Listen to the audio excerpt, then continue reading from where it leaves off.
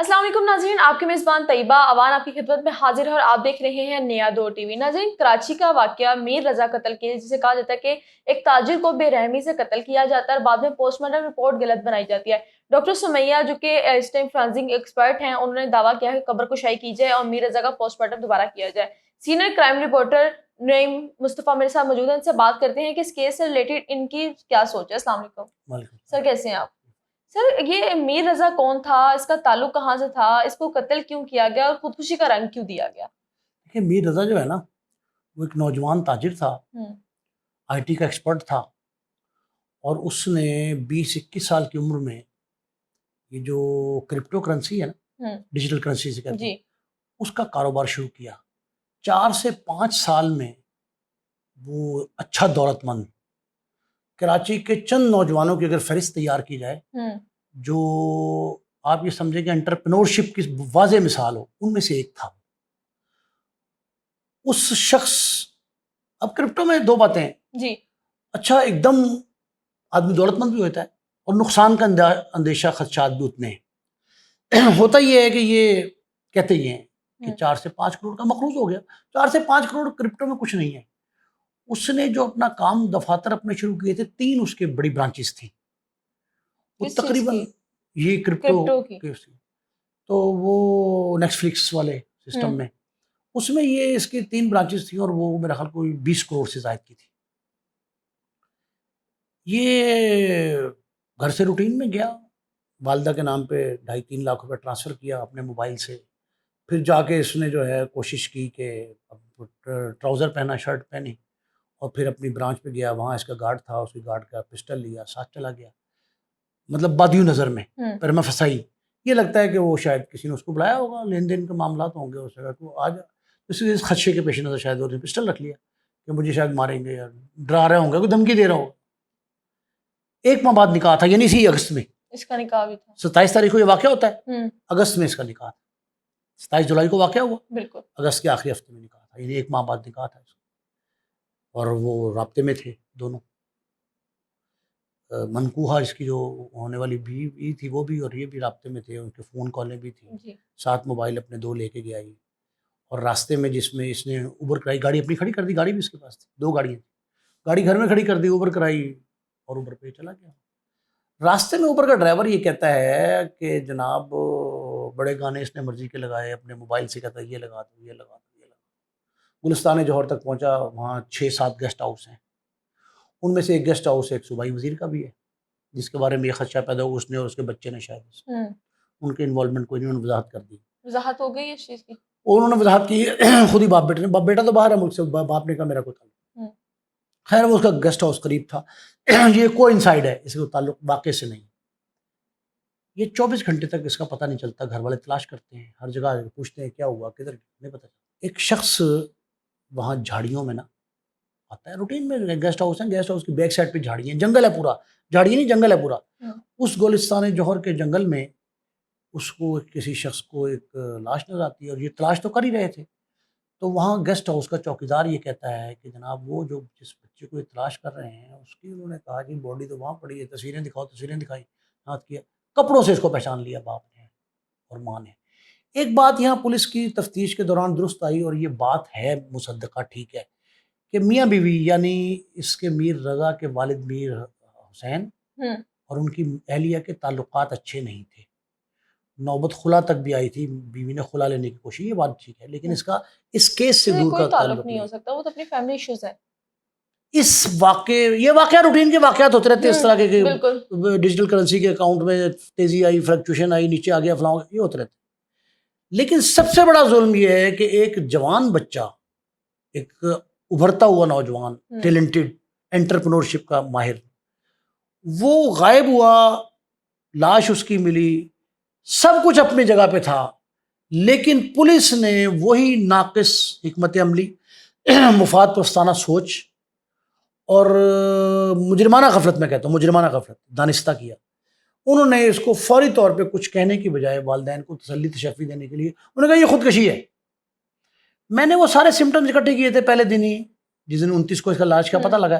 तो 2 दिन में मैंने रिसर्च की, पता ये लगा कि हमेशा टेक्निकल उसूल है कि जहाँ से गोली एंटर होती है ना, وہ سائڈ چھوٹی ہوتی ہے, اور جہاں سے نکلتی ایگزٹ وہ ہوتی ہے, بڑی. ایگزٹ وہ ذرا فلشڈ کا ہوتا ہے. وہ جو ہے نا جہاں سے سینے کے آگے سے گولی نکلی, پولیس نے کہا یہاں گولی ماری اس نے سینے میں. ایک تو یہ خودکشی کرنے کے کوئی حالات ہی نہیں تھے اس کے, وہ تو تیاریوں میں تھا, 50 لاکھ کی اس نے شاپنگ کی تھی شادی کے لیے ابھی اسی ماہ میں, تو اس کا تکلیف تھی.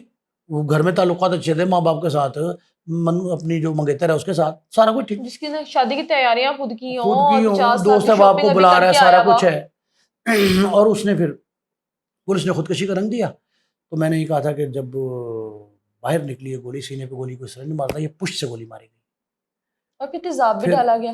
یہ چھوڑے بات سنیں نا, یہ تو پہلا مرحلہ تو سنیں. پہلے مرحلے میں کیا ہوا؟ پہلے مرحلے میں پولیس نے اس کی جلدی جلدی جس کا طریقہ کرتے ہیں, وہ پریشر تھا, کیا تھا, نادانستہ قوتیں تھیں, انہوں نے فوری طور پہ اس کا جو ہے نا پوسٹ مارٹم رپورٹ آ گئی کہ جناب یہ خودکشی ہے, ابتدائی رپورٹ.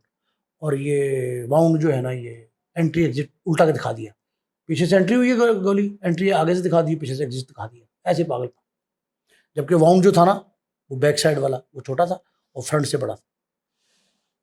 پھر خدا بھلا کرے, خدا کوئی نہ کوئی سبب پیدا کرتا ہے, بھلا کرے ڈاکٹر سمیہ کا, وہ پولیس سرجن ہیں, فورینزک کی ایکسپرٹ ہیں بڑی. انہوں نے کہا, شک و شبے کا اظہار کیا اور ایک سوال نامہ بھیجا پولیس کو کہ یہ سوالات کے جواب چاہیے, تب اس کے پوسٹ مارٹم درست تسلیم ہوگا. اس میں یہ بات جو ہے نا خبر سوالات کیا تھے؟ سوالات انہوں نے 11-12 سوالات کیے کہ جناب یہ انٹری ایگزٹ کا پوائنٹ میں نے آپ کو بتایا, ٹھیک ہے. پھر انہوں نے کہا جی کہ اس کی شہادتیں موقع سے نہیں اٹھائی گئیں پراپرلی, جائے وقوع پہ جو کچھ ہے وہ صحیح نہیں ہے, باڈی جو ہے جو کپڑے ہیں اس کے بھی صحیح نہیں ہے, سکہ جو ہے نا گولی کا وہ نہیں اٹھایا گیا, اس کی مطابقت بیلسٹک ایکسپرٹ سے نہیں کرائی گئی, سو آن بہت سی چیزیں, وہ ساری باتیں آ گئی سامنے. تو اس کے بعد جو ہے نا خبر کشائی ہوئی. اور یہ والدین, غمزدہ والدین کے لیے ایک بڑا کٹھن مرحلہ ہوتا ہے کہ وہ اپنے جوان بیٹے کی لاش ایک دفعہ دفنانے کے بعد دوبارہ نکالیں گے, پھر اسی کرب سے گزریں گے. خیر بہرحال وہ ہوا. اس کے بعد جب سیکنڈ پوسٹ مارٹم ہوا, پروفیسر ڈاکٹر سمیہ جو ہیں وہ بھی ساتھ تھیں, اس میں پھر یہ ساری بات کھل گئی کہ it was 100% murder not suicide. جب یہ بات کھلی تو پہلا کیس تو دب گیا کہ اس کو بلایا گیا, کرپٹ کرنسی کا معاملہ تھا, لین دین تھا, کروڑوں کا تھا, فلاں, سب چھوڑ دیں.